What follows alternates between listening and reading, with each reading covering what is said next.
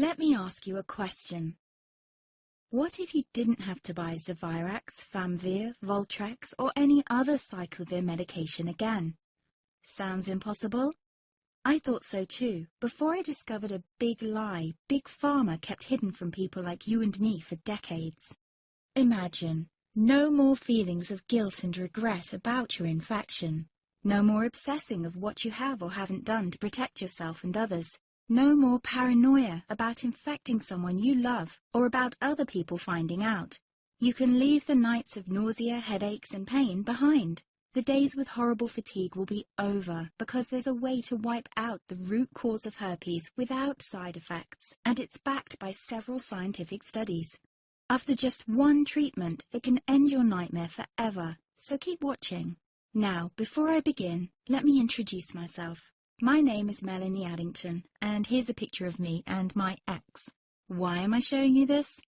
Because a few days after this picture was taken, I got diagnosed with type 2 herpes, and he broke up with me. He said it wasn't his fault, and that he didn't want me to ruin his life. How could this happen to me? I asked myself. I hadn't been sleeping around. In fact, John had been just the second man I'd been intimate with. Out of the blue, some sores had appeared on my butt. I wouldn't have taken them seriously, but their constant chafing against my underwear drove me insane. Even when my doctor took skin and blood samples, I was more annoyed than worried. I felt he was cracking a nut with a sledgehammer. Imagine my shock when I was asked back for the results. Herpes. I felt like I'd been punched in the stomach. All I could think was, it can't be me he's talking about. Herpes sounded like a life sentence in solitary confinement. The only way to escape herpes prison was to die. All we can do is control your outbreaks, my doc said.